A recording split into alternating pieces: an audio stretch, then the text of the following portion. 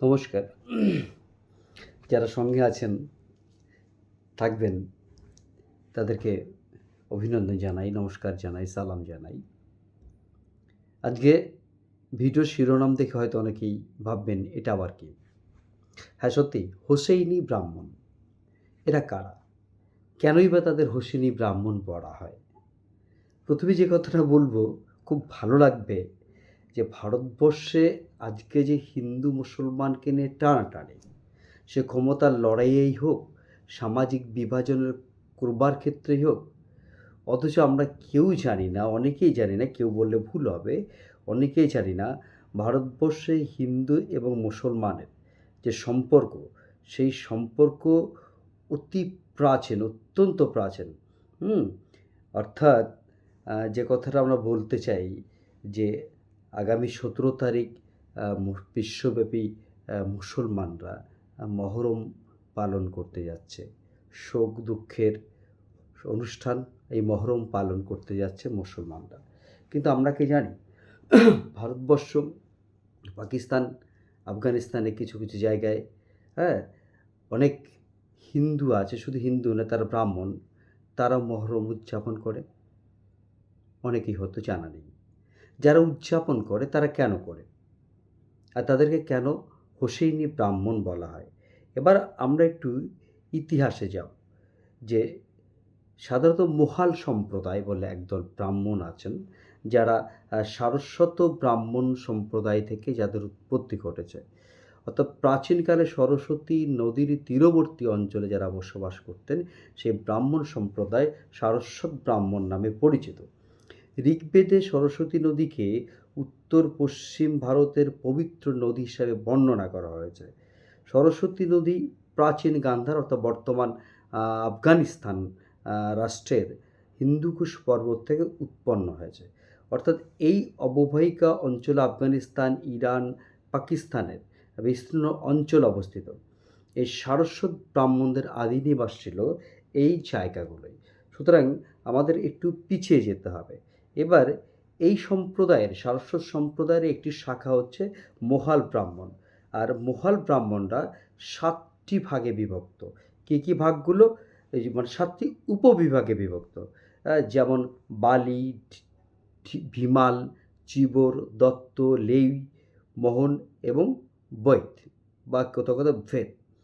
সনাতন হিন্দু শাস্ত্র মতে ব্রাহ্মণদের কাজ ছিল যজ্ঞ, উপাসনা, পৌরোহিত্য ইত্যাদিতে আবদ্ধ থাকতে। কিন্তু তাছাড়াও দত্ত ব্রাহ্মণদের ইতিহাসটা কিন্তু কিছুটা আলাদা, ব্যতিক্রম। দত্তরা হলেন অনেকটা যোদ্ধা বংশীয় ব্রাহ্মণ। তারা একই সঙ্গে হোসেনি নামে পরিচিত। বাস এইটুকুর পরে আমরা আসব কেন তাদের হোসেনি বলা হয়। আমরা পিছিয়ে যাব কারবালার যুদ্ধে। তখন কোনো কোনো ঐতিহাসিক বলছেন যে হোসেনি ব্রাহ্মণ বলবার পেছনে দুটো মানে কি বলবো, দুটো অ্যাঙ্গেল আছে। একটা হচ্ছে রাহাব দত্ত, আর একটা হচ্ছে গুপ্ত সম্রাট চন্দ্রগুপ্ত। কিভাবে ইতিহাসটাকে আমরা মেলাবো? তবে একটা কথা বলে দিচ্ছি,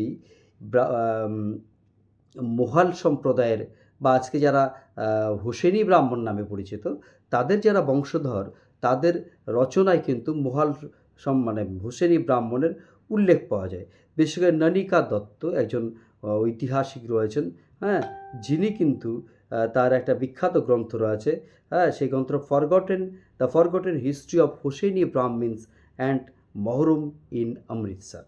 একটা বিখ্যাত গ্রন্থ। সেই গ্রন্থে তিনি উল্লেখ করেছেন যে ঘটনাগুলো, সেই ঘটনাগুলো যাবার আগে আমরা অনুরোধ করব যে অন্তত বিষয়টা শুনুন। সেটা হচ্ছে দুটো অ্যাঙ্গেল। একটা হচ্ছে চন্দ্রগুপ্ত, গুপ্ত সম্রাট চন্দ্রগুপ্ত, আর একটা হচ্ছে রাহাব শীত দত্ত, কোথাও কোথাও রয়েছে রিহব সিং দত্ত। আমরা এই জায়গাটায় যাব যে বলা হয় যে এক সময় ইরাকে কুফায় অঞ্চলে প্রায় 1400, কম নয় কিন্তু সংখ্যাটা, প্রায় 1400 ব্রাহ্মণ সম্প্রদায়ের মানুষ বসবাস করতেন। এদেরই একজন নেতৃস্থানীয় ছিলেন রাহাব শীত দত্ত বা রাহাব সিং দত্ত।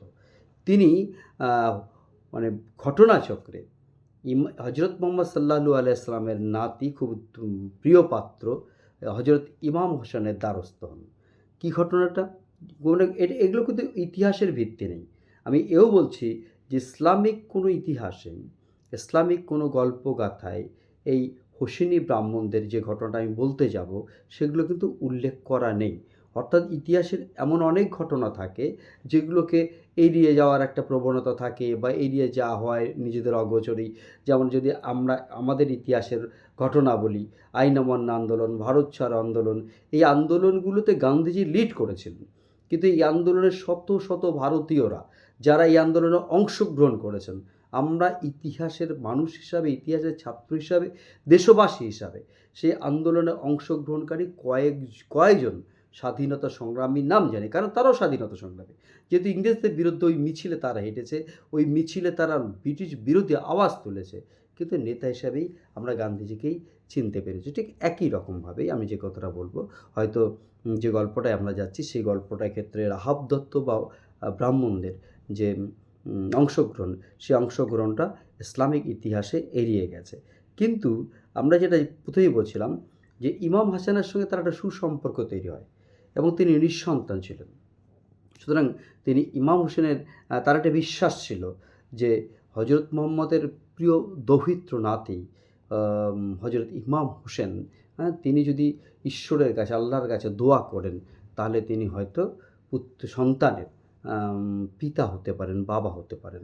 জাস্ট এই বিশ্বাস থেকেই তিনি হজরত ইমাম হোসেনের কাছে অ্যাপিল করলেন যে তিনি যেন ঈশ্বরের কাছে, আল্লাহর কাছে তার হয়ে দোয়া করেন। এবং ঘটনাচক্রে যে গল্পটায় আমরা আসছি, সেই দোয়ার পর আমরা দেখেছি রাহাব দত্তের সাতটা পুত্র সন্তান হয়েছিল। এবার এই যে রাহাব দত্ত, এই রাহাব দত্তের পরবর্তী জেনারেশন যারা সিন্ধু, বেলুচিস্তান, উত্তর পশ্চিম সীমান্ত প্রদেশ, এই সমস্ত এলাকায় বসতি করেছিল। কিভাবে এলো? কিভাবে এই ঘটনাটা ঘটলো? যে তারা অনেক মানে কী বলবো, হোসেনি ব্রাহ্মণরা তারা মনে করেন যে কারবালার যুদ্ধে যখন ইমাম হোসেন এজিদের বিরুদ্ধে লড়াই করছে, সেই সময় এই রাহাব দত্তের নেতৃত্বে একদল সৈন্য, ব্রাহ্মীণ সৈন্য, তারা ইমাম হোসেনের পাশে দাঁড়িয়ে লড়াই করেছিল। ইভেন অনেক ঐতিহাসিক মনে করেন যে ইমাম হাসানের নিষ্ঠুর হত্যার পরও রাহাব দত্তের নেতৃত্বে কিন্তু যুদ্ধ থামেনি। ফলে এরা যুদ্ধ চালিয়ে গেছিলেন। কিন্তু এই কারবালার যুদ্ধেই রাহাব দত্ত তার 7 জন পুত্রকে হারিয়েছেন। ঘটনাটা মনে রাখবেন, তার 7 জন পুত্রকে হারিয়েছেন। যে 7 জন পুত্রের নাম এরকম খুঁজে পাওয়া যায়: পেরো রাম সিং, হারাস সিং, রাইপান, সাহসরাই, শেরখান ধারো।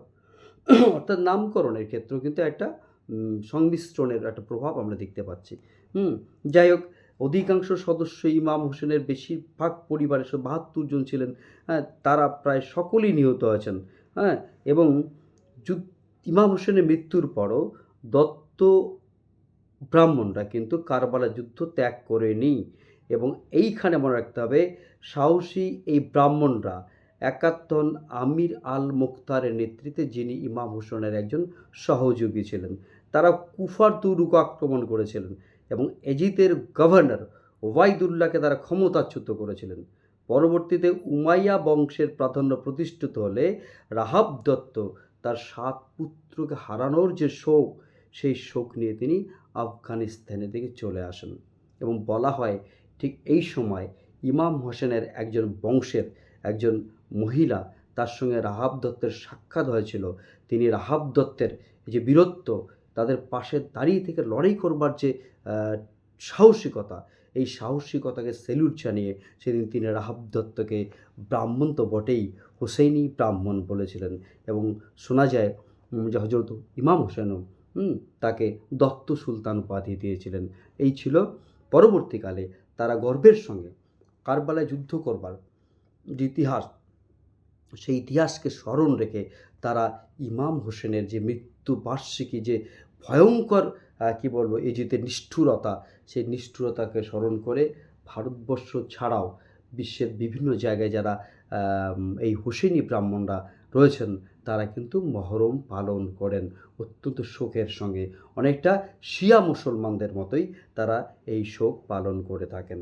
এবার আসবো যে সত্যি এই ঘটনাটা কতটা সঠিক। আমরা দেখব যে মুসলমানদের অন্যতম তীর্থস্থান ছিল আজমির, রাজস্থানের আজমির। এখানে খাজা মঈনুদ্দিন চিশতি, যাকে ভারতবর্ষের মুসলমানরা অত্যন্ত শ্রদ্ধা করেন, তার দরগায় তারা বিভিন্ন রকম মানত করেন, যেটা ইসলাম বিরোধী হলেও করেন, এটা পরিষ্কার কথা করেন, হ্যাঁ। এবং তিনি আজমিরে তিনি বলেছিলেন যে এখানে এমন একদল ব্রাহ্মণ রয়েছে যারা হোসেনি ব্রাহ্মণ হিসাবে নিজেদের দাবি করেন।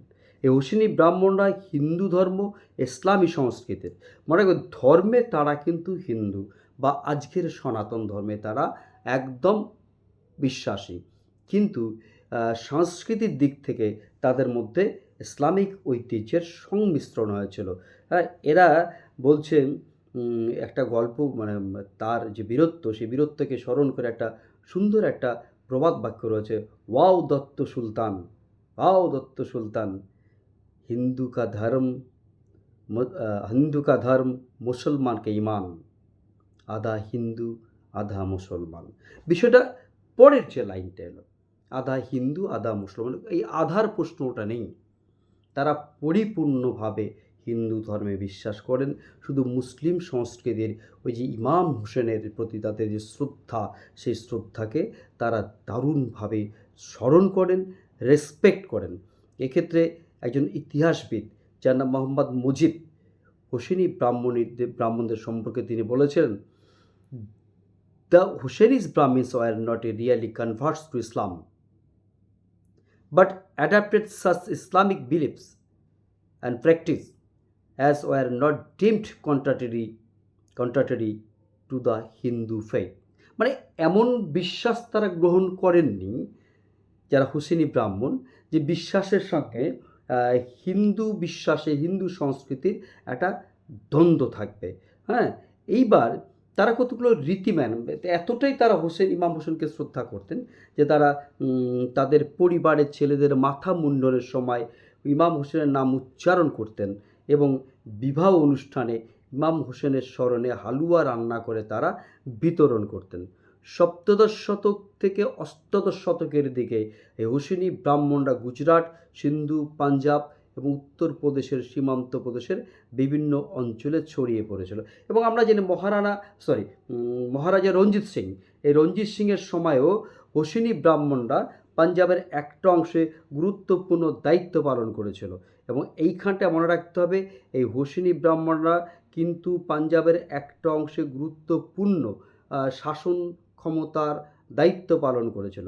ইতিহাসবিদ ননিকা দত্ত উল্লেখ করেছেন একটা কথা, যে পার্টিশন পূর্ব সময়কালে অমৃতসর শহরে শিয়া মুসলিম এবং হোসেনি ব্রাহ্মণরা একই সঙ্গে ইমামবাড়াগুলোর তত্ত্বাবধান করতেন, একই সঙ্গে মহরমের তাজিয়াতে অংশগ্রহণ করতেন।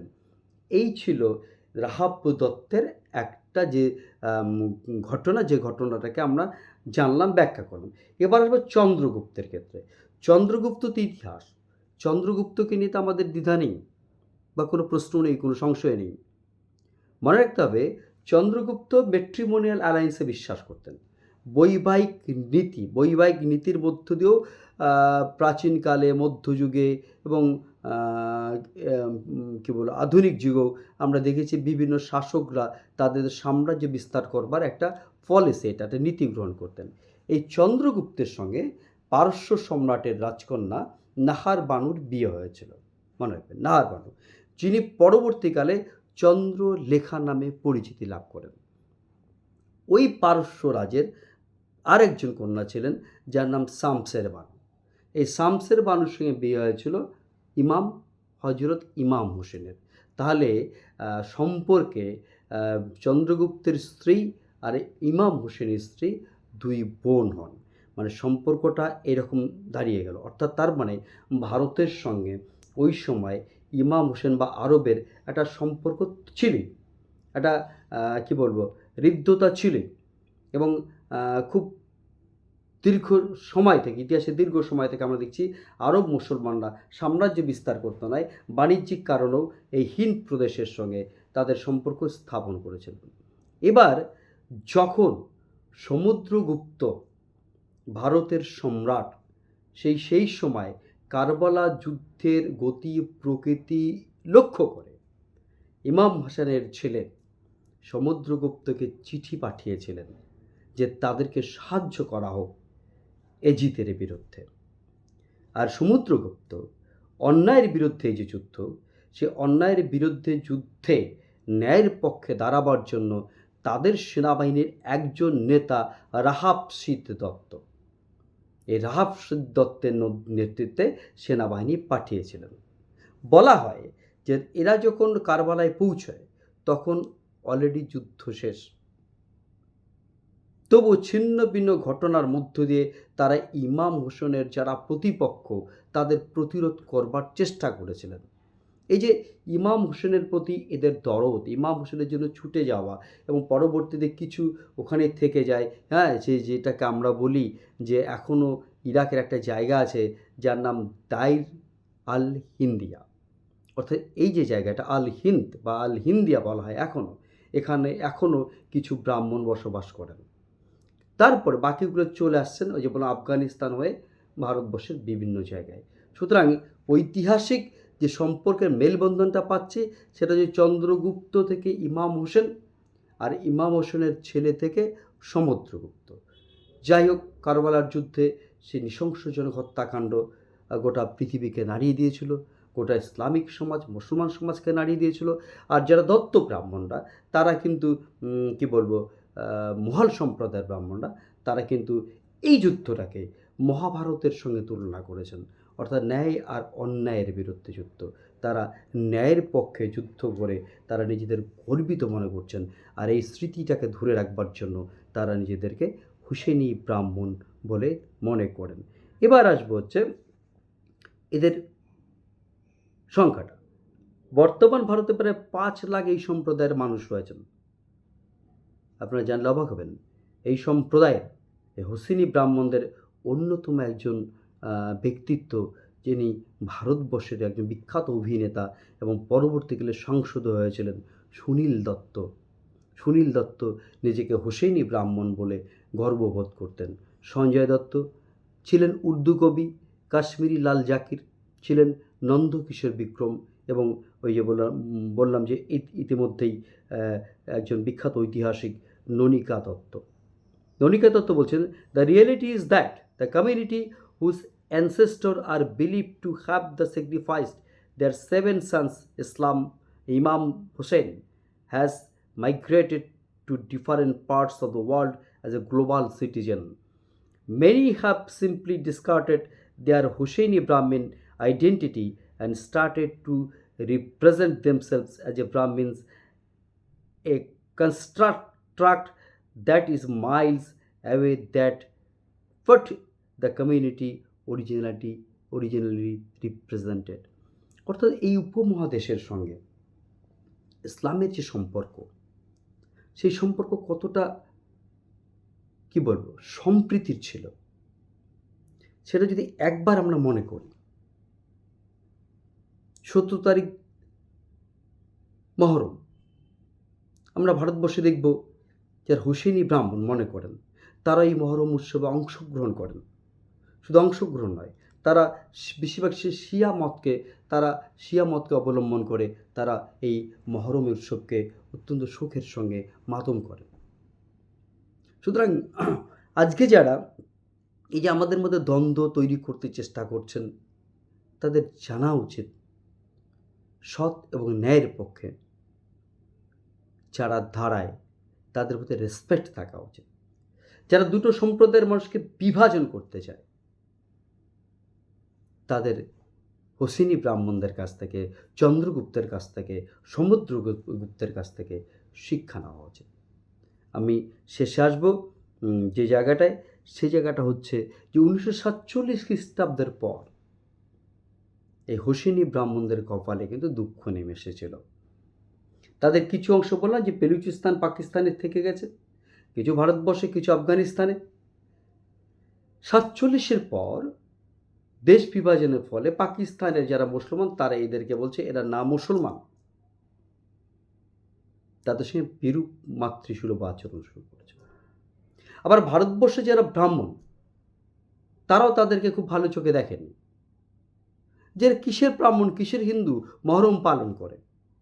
সুতরাং কিছুটা সময় তারা যেমন পাকিস্তান থেকে এখানে চলে আসছিল, আবার কিছুটা সময় যে মহরম উৎসব সম্পর্কে তাদের যে কী বলবো আবেগ, সেই আবেগ থেকেও তারা বিরত হয়েছিলেন। কিন্তু বর্তমান সময়ে এই হোসেনি ব্রাহ্মণরা দেখবেন কী বলবো একদল ভূমিহার ব্রাহ্মণ বলে একদল ব্রাহ্মণ আছেন, হ্যাঁ, যারাও নিজেদেরকে কী বলবো হোসেনি ব্রাহ্মণ বলতে গর্ববোধ করেন। সুতরাং সম্পর্কটা সম্প্রীতির, সম্পর্কটা সৌহার্দ্যের। আমি আবারও বলছি, ঐতিহাসিক তথ্য এই ক্ষেত্রে কতটা আছে আমার জানা নেই, কিন্তু কিছু কিছু ক্ষেত্রে এই অনুসারী কতগুলো বিষয় রয়েছে, সেই বিষয় থেকে এই তথ্যগুলো আমি উত্থাপন করলাম। বিশেষ করে ননিকা দত্তের কথা বলছি, ঐতিহাসিক মুজিবের কথা বলছি, এই যে জায়গাগুলো। আবার আরেকজন ঐতিহাসিকের কথা না বললেই নয়, তিনি হচ্ছেন ডক্টর গোলাম সারোয়ার, যিনি রাজশাহী বিশ্ববিদ্যালয়ের অধ্যাপক। এরকম প্রচুর মানুষ যারা হোসেনি এই ব্রাহ্মণদের এই গর্বিত লড়াইকে, গর্বিত কী বলবো মুহূর্তগুলোকে তারা শ্রদ্ধার সঙ্গে স্মরণ করেন। আসুন আমরাও একটা কথা বলি যে না হিন্দু না মুসলমান, সম্প্রীতির মেলবন্ধনে সবাই একসাথে চলি, হাতে হাত রেখে। ভালো থাকবেন। শুভরাত্রি।